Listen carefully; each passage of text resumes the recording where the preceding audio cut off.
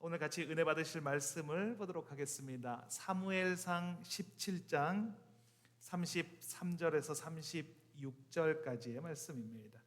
사무엘상 17장 33절에서 36절까지의 말씀, 제가 가지고 있는 구약성경 437면에 기록되어져 있습니다. 구약성경 437면에 기록되어져 있는 사무엘상 17장 33절에서 36절까지의 말씀입니다.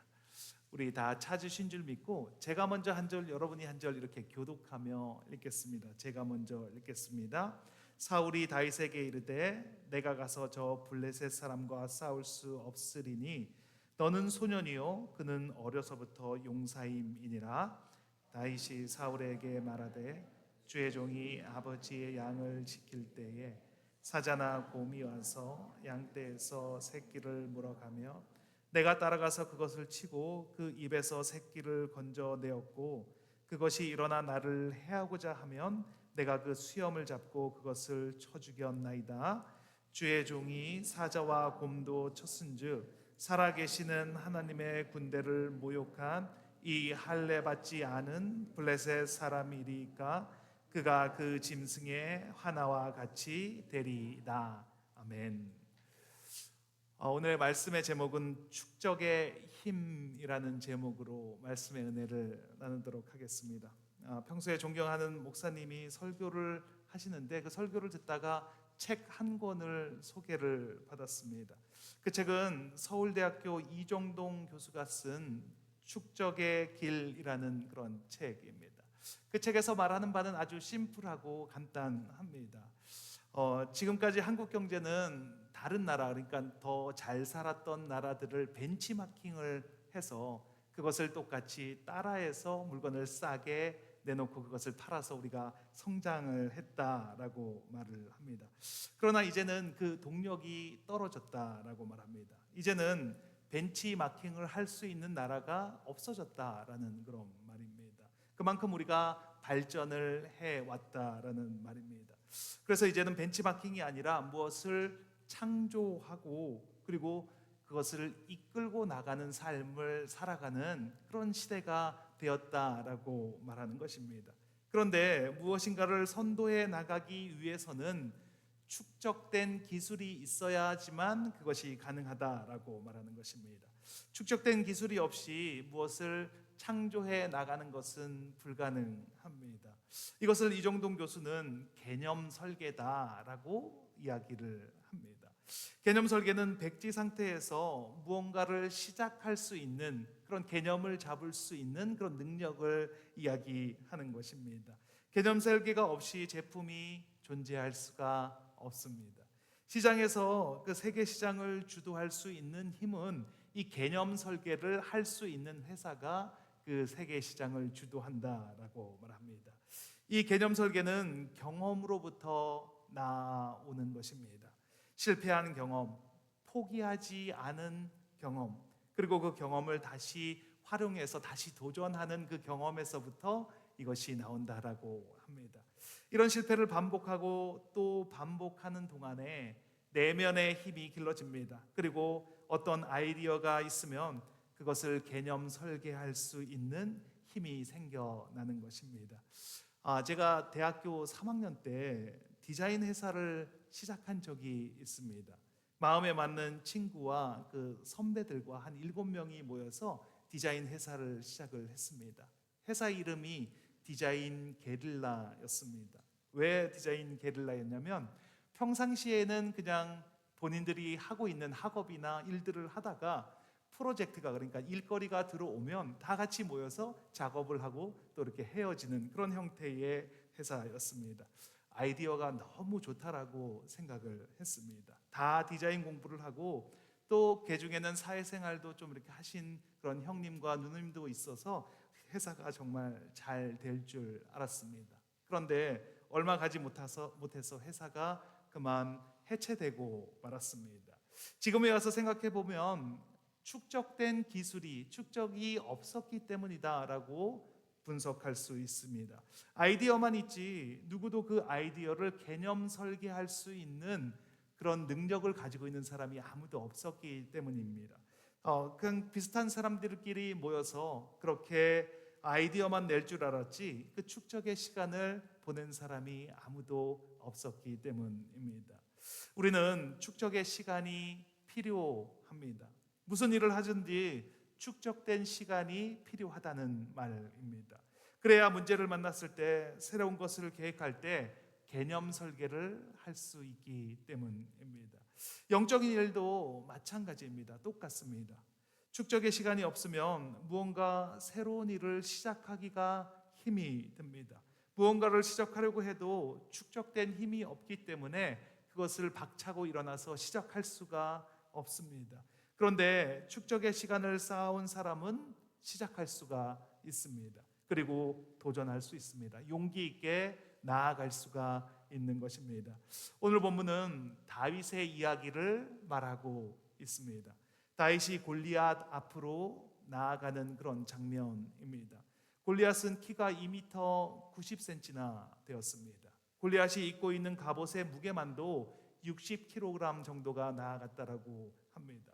물론 힘도 세고 싸움에도 아주 능한 장수가 바로 골리앗입니다. 모두가 무서워서 감히 그 앞으로 나갈 수가 없습니다. 나갔다가는 죽게 될 게 너무나 뻔하기 때문입니다. 그런데 다윗은 그 앞으로 당당하게 나아갑니다. 다윗이 그렇게 할 수 있는 이유가 무엇이 있겠습니까? 다윗이 어떻게 그렇게 나아갈 수가 있겠습니까? 오늘 본문에서 다윗은 이렇게 말을 합니다. 사무엘상 17장 34절 35절입니다. 같이 한번 읽겠습니다.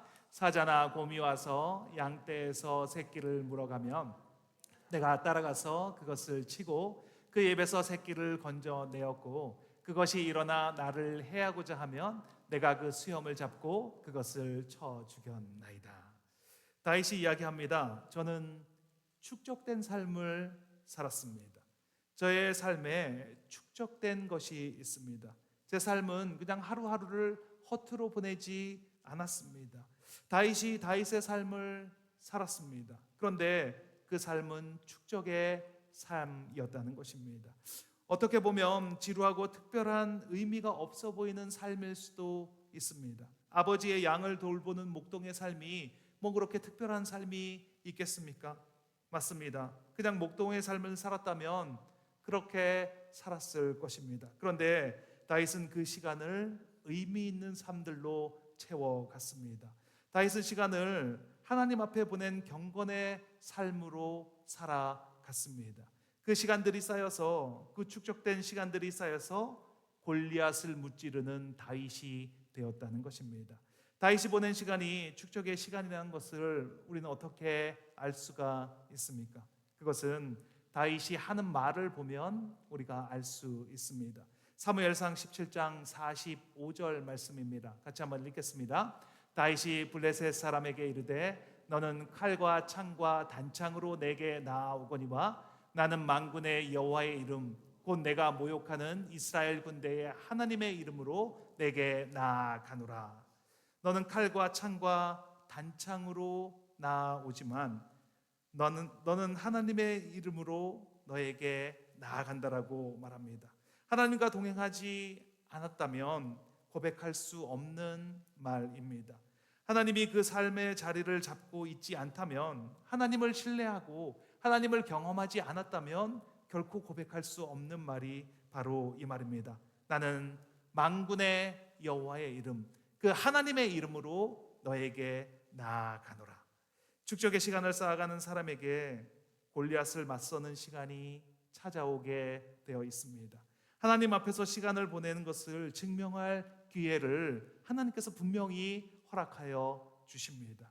오늘은 이 축적의 힘에 관해서 말씀을 나누기를 원합니다.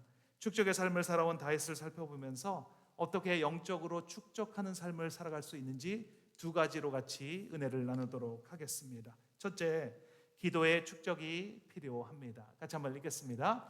기도의 축적이 필요합니다. 하나님께서 우리에게 원하시는 것은 우리가 원하는 것을 들어주시는 것이 아닙니다. 우리가 성장하기를 원하시는 것이 하나님의 뜻입니다. 그래서 때로는 어떤 일이 잘 안 될 때가 있습니다. 분명히 기도를 하고 시작을 했는데 그런데 일이 잘 풀리지 않을 때가 있습니다.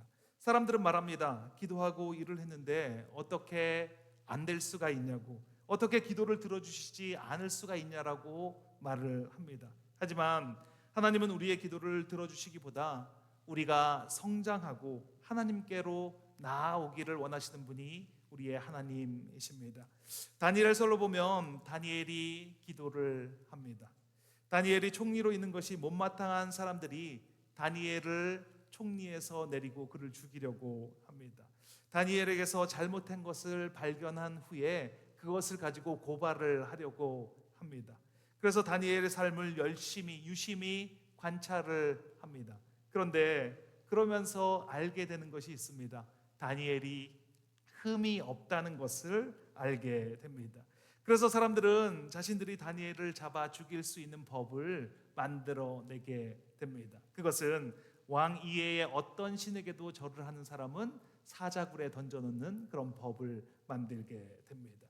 다니엘이 평상시에 예루살렘을 향해서 3번씩 기도하는 것을 그들이 알고 있었기 때문입니다. 이러한 법을 만들어서 법이 시행이 되었습니다. 그런데 다니엘은 여전히 예루살렘을 향해서 3번씩 기도를 합니다. 이 일로 다니엘은 사자굴에 들어가게 됩니다. 우리가 기도하고 바르는 대로라면 다니엘은 사자굴에 들어가면 안 됩니다. 그럴 수 없습니다. 아니, 어떻게 그렇게 기도를 하는데 사자굴에 들어갈 수가 있습니까? 기도하면 죽는 줄 알고 기도하는 사람이 다니엘인데 하나님은 사자굴에 들어가지 못하도록 그를 막았어야 되는 것 아닙니까? 그런데 하나님은 그렇게 해주시지 않았습니다. 다니엘이 사자굴에 들어가는 것을 하나님께서 허용하셨다는 것입니다. 다니엘서 6장 16절 말씀입니다. 같이 한번 읽겠습니다. 이에 왕이 명령하매 다니엘을 끌어다가 사자굴에 던져 넣은지라. 왕이 다니엘에게 이르되 내가 항상 섬기는 너의 하나님이 너를 구원하시리라 하니라. 다니엘이 굴에 들어가면서 안 들어가겠다고 발버둥 치거나 억울하다라고 이렇게 호소하며 들어가지 않았습니다. 그냥 굴에 들어갔고 그 굴 입구를 돌로 막았다라고 성경은 말씀합니다. 하나님의 기도가 축적된 사람을 대하는 방식은 기도가 축적된 사람을 대하는 방식은 젠틀하거나 부드럽게 대하시지 않습니다. 기도가 축적된 사람을 대하시는 방식은 그 축적된 기도가 빛을 발할 수 있도록, 그 축적된 기도를 모든 사람 앞에서 증거할 수 있도록 하나님은 그렇게 대하신다는 것입니다. 기도가 쌓이면 하나님께서 기회를 허락하여 주십니다. 그 축적된 기도가 드러날 수 있는 기회를 허락하여 주신다는 것입니다. 그런데 기도하지 않은 사람들이 볼 때엔, 하나님을 믿지 않은 사람들이 볼 때엔 그것이 너무나 이상합니다. 도저히 이해가 되지 않습니다. 다윗이 골리앗을 죽이겠다고 사울 왕에게 말을 했습니다. 그랬더니 사울 왕이 자기가 쓰던 노트구를 내어주고 자기가 입었던 갑옷을 내어줍니다. 그리고 칼을 내어줍니다. 다윗이 그것을 입어보다가 익숙하지 않으니까 벗어놓고 나아갑니다. 아무런 무장도 없이 어린 소년이 골리앗에게 나아갑니다. 그 장면을 보면서 사울은 어떤 생각을 했겠습니까? 못 믿었지 않겠습니까? 불안하지 않겠습니까? 이 아이를 내보내도 되나? 영신통치가 않았을 것입니다. 그런데도 달리 방법이 없습니다. 아무도 싸우겠다고 말하는 사람이 없으니 이 어린 소년을 내보낼 수밖에 없는 상황입니다. 그래서 다윗을 내보냅니다. 그런데 아무런 무장도 없이 물맷돌만 가지고 돌만 가지고 나아갑니다. 이해가 되지 않습니다. 너무나 이상합니다. 기도가 쌓여 있지 않으면, 기도가 축적되어 있지 않으면 이것은 너무나 이상한 장면입니다. 도저히 해석이 되지 않는 장면이라는 것입니다. 그런데 기도하는 사람에게, 기도를 축적하는 사람에게 이것은 너무나 당연한 것이고 자연스러운 일입니다. 우리의 삶에 골리앗은 찾아오게 되어 있습니다. 기도를 축적한 사람이나 그렇지 않은 사람이나 동일하게 골리앗은 찾아옵니다. 우리의 삶을 한번 돌아보시기 바랍니다. 골리앗이 있지 않습니까? 물질의 골리앗이 있습니다. 내 힘으로 어떻게 할 수 없는 물질의 어려움이 있을 수도 있습니다. 관계의 골리앗이 있습니다. 회복할 수 없는 관계의 어려움 속에서 매일매일을 살아가야 하는 그런 골리앗이 있을 수도 있습니다. 어디로 가고 있는지 알 수 없는 길을 계속 따라가야 하는 그 터널 안에 골리앗에 갇혀 있을 수도 있습니다. 그때 우리는 어떻게 기도를 합니까? 하나님, 골리앗을 이기게 해주십시오. 하나님이 어려움을 당하고 있는데 당당하게 승리하고 다른 사람이 부러워하는 그런 삶을 살아가게 해주십시오. 이렇게 기도하고 계십니까? 하나님이 우리에게 원하시는 것은 그것이 아닙니다. 하나님은 우리가 기도를 축적하는 삶을 살기를 원하십니다. 그래서 골리앗을 만났을 때 어떤 골리앗을 만나든지 상관없이 만군의 여호와의 이름, 내가 모독하는 그 하나님의 이름으로 내가 나아가노라, 이렇게 외치는 삶을 살기를 원하신다는 것입니다. 서울에 있는 어떤 큰 규모의 담임 목사님이 책을 쓰셨는데 거기에 나오는 예화가 있습니다. 목사님이 장례 예배가 있어서 새벽에 차를 타고 원효대교라고 하는 다리를 건너가고 있습니다. 한국에서는 그 새벽에 이렇게 장례 예배를 드리는 것이 좀 일반적인 그런 예라고 합니다. 그런데 이제 어떤 정신 나간 남자가 검정색 옷을 입고 그 다리를, 원효대교 다리를 인도도 아닌 차도로 달려가는 것을 발견하게 되었습니다. 그래서 이 목사님이 급하게 정지를 하고 이렇게 외쳤습니다. 저런 미친놈이 다 있어, 이렇게 외치셨다라고 합니다. 목사님들도 화가 나면은 그런 말을 하긴 합니다. 이렇게 말을 내뱉었습니다. 그리고 차를 몰고 장례식장으로 가는데 가까이서 보니까 그 목사님 교회 부사역자가 그렇게 달려가고 있더라는 것입니다. 그래서 이 목사님이 화가 나서 차를 세워놓고 뭐라고 막 나무랬습니다. 아니, 뭐 하는 짓이냐고, 정신이 있는 거냐고 없는 거냐고 이렇게 막 나무랬습니다.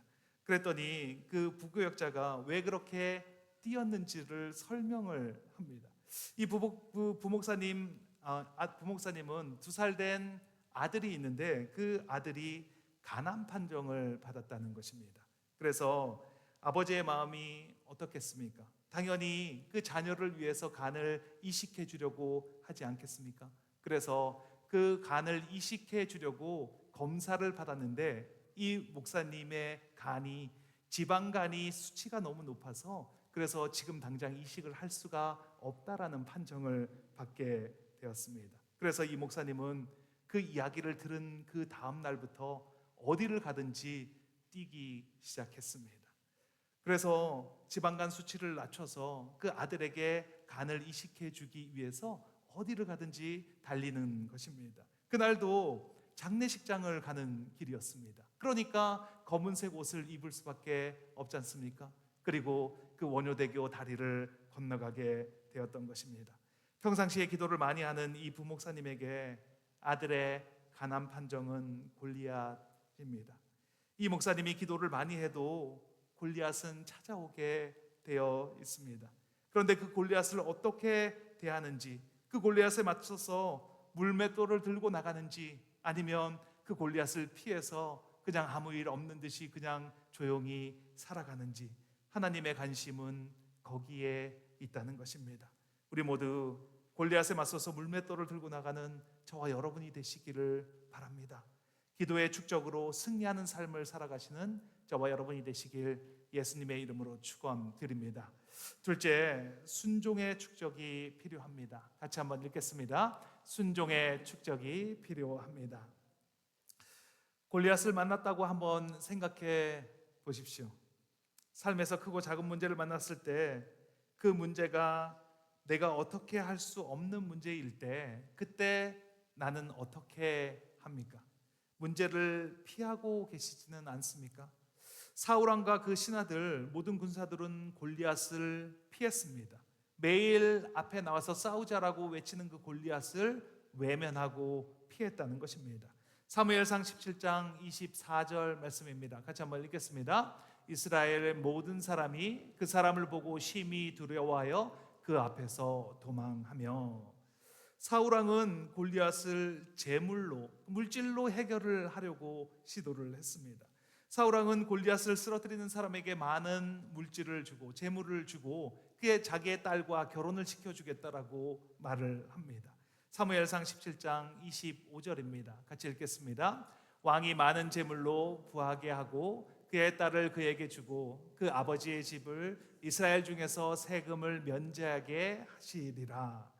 또 다윗의 형 엘리압은 다윗을 비난을 합니다. 그리고 그를 업신여기고 조롱한다라고 성경은 말씀합니다. 사무엘상 17장 28절 말씀입니다. 같이 읽겠습니다. 내가 어찌하여 이리로 내려왔느냐? 들에 있는 양들을 누구에게 맡겼느냐? 나는 내 교만과 내 마음의 완악함을 아노니 내가 전쟁을 구경하러 왔도다.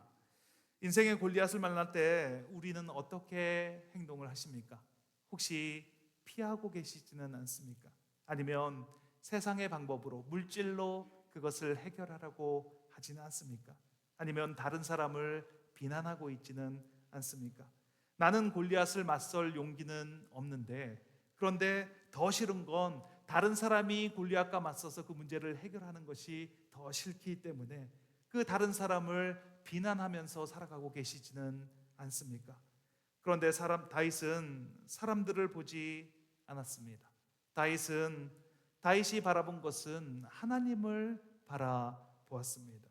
사람을 바라보면 할 수 없는 일을 하나님을 바라보면 가능하기 때문입니다. 왜냐하면 그 사람들 안에는 자기 자신도 포함되어 있기 때문입니다.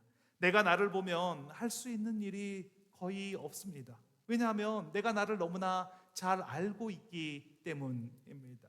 그런데 하나님을 바라보면 내가 할 수 없는 일을 하는 내 자신을 바라보게 됩니다. 나는 못하지만 하느님을 바라보면 가능하게 되는 것을 우리는 경험하게 됩니다.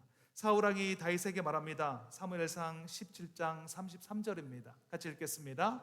사울이 다윗에게 이르되 내가 가서 저 블레셋 사람과 싸울 수 없으리니 너는 소년이요 그는 어려서부터 용사임이니라. 사울이 하는 말은 너 자신을 한번 잘 바라봐라 라고 말하는 것입니다. 너를 한번 봐봐. Look at you. 너는 소년이고 저기를 봐. 저기는 장수야. 골리앗이야. 덩치가 커다란 사람이야. 그러니 너는 할 수 없어. 이렇게 말을 하는 것입니다. 이런 말을 들으면 우리는 보통 좌절하게 됩니다. 다른 사람을 보게 되면 나에게 없었는데 두려움이 생겨나게 됩니다. 떨고 있는 사람들을 보면서 그 자신감이 있었던 것이 어느샌가 자신 없음으로 바뀌어지게 됩니다. 내가 잘하고 있는 건가? 나도 다른 사람들처럼 그냥 조용히 아무 일 없이 살아가는 것이 낫지 않은가? 뭐 이런 생각을 하게 됩니다. 그런데 왕이 그렇게 말했다면, 보통 사람이 말을 해도 그렇게 겁을 먹을 텐데 왕이 그렇게 말했다면, 그러면 제가 잘못했습니다. 제가 잘못 생각했습니다. 죄송합니다. 이러면서 그 자리를 떠나는 것이 상식적이고 일반적인 것 아닙니까? 그런데 다윗은 그렇게 하지 않았습니다. 다윗은 순종이 축적이 된 사람이기 때문입니다. 축적이 된다는 것은 하루아침에 이루어지는 것이 아닙니다. 뭔가를 축적한다는 것은 꾸준히 계속적으로 연속적으로 계속 그 삶을 살아가고 있다는 것입니다. 생각해 보십시오. 만약에 축적이 되는 것이 한 2, 3일 안에 축적이 되어진다면, 그렇다면 그 축적된 것이 없어지는데도 며칠이면 되지 않겠습니까? 며칠만 축적하면 된다면 누가 열심히 축적하는 삶을 살겠습니까? 임박했을 때, 다다랐을 때 축적하면 되는 것이기 때문입니다. 무언가를 축적한다는 것은 평생을 두고 쌓아 나가야 하는 것입니다. 그러니까 그 시간 동안 얼마나 많은 일을 겪겠습니까? 얼마나 많은 어려움에 직면을 하겠습니까? 때로는 사자를 만나고 곰을 만납니다. 어린 양을 물고 가는 일이 어디 한두 번이겠습니까? 그런데 그냥 그 시간을 다른 목동들처럼 지냈다면, 그렇다면 다윗도 그냥 다른 목동의 한 사람에 지나지 않습니다. 그런데 다윗은 곰을 만나든지 사자를 만나든지 쫓아가서 그의 수염을 잡고 그를 쳐 죽였습니다. 만약에 다윗이 처음부터 순종하는 삶을 살지 않았다면, 그렇다면 그 순종의 삶은 축적되지 못했을 것입니다. 하나님은 처음에 다윗에게 분명히 아주 작은 일을 순종하라고 말하셨을 것입니다. 왜냐하면 하나님은 감당할 시험밖에는 우리에게 허락하지 않기 때문입니다. 다윗의 그 수준에 맞게, 그 크기에 맞게 순종을 요구하셨을 것입니다. 곰을 만나게 하시고 그 곰을 바라보고 도망가지 말라고 처음에 말씀하셨을 것입니다. 그리고 그 다음엔 사자를 만나면 쫓아가라고, 아무것도 하지 말고 쫓아가기만 하라고 말씀하셨을 것입니다. 그리고 물맷돌을 던지는 것을 훈련시키셨을 것입니다. 그리고 이렇게 순종하는 다윗에게 이제는 그 곰이나 사자를 쫓아가서 그 입에 수염을 잡고 그리고 그를 쳐 죽이라고 말씀하셨습니다. 그렇게 또 다시 순종하는 다윗에게 이제는 말씀하십니다. 블레셋 장수 골리앗 앞으로 나아가라. 그리고 그를 쳐 죽이라고 말씀하십니다. 만약 순종이 쌓이지 않았다면 다윗은 당연히 못한다라고 말을 해야 합니다. 그것은 너무나 당연한 말입니다. 그런데 다윗은 순종합니다. 왜냐하면 순종이 축적이 되어 있기 때문입니다. 다윗은 알았습니다. 그동안 순종하며 그 순종이 축적되는 동안에 하나님께서 어떻게 다윗에게 베풀어 주셨는지, 하나님이 다윗을 어떻게 인도하셨는지, 여호와가 나의 목자시니 내게 부족함이 없습니다라고 고백하는 삶을 살았던 그 다윗입니다. 다윗은 다른 것은 보이지 않습니다. 사람도 왕도 갑옷도 무기도 보이지 않습니다. 이제 그의 눈엔 골리앗도 보이지가 않습니다. 다윗에게 오직 보이는 것은 하나님 그 한 분만 보입니다. 하나님 한 분만 보이기 때문에, 그렇기 때문에 골리앗 앞으로 나아갈 수 있습니다. 만군의 여호와 이스라엘 군대의 하나님, 그 하나님만 보이니까 골리앗 앞으로 당당하게 나아갈 수 있는 다윗이 된 것입니다. 다윗이 대단해서 그래서 골리앗과 맞서 싸운 것이 아닙니다. 하나님만 바라보는 삶이 쌓여서 하나님의 말씀에 순종하는 삶이 축적이 되니까 골리앗과 맞서는 엄청난 그런 일을 하는 것입니다. 다윗에게는 그것이 너무나 당연한 것입니다. 그것이 너무나 당연해서 생각해 볼 가치도 없습니다. 내가 싸우러 나가겠습니다 라고 말하는 것이 너무나 당연합니다.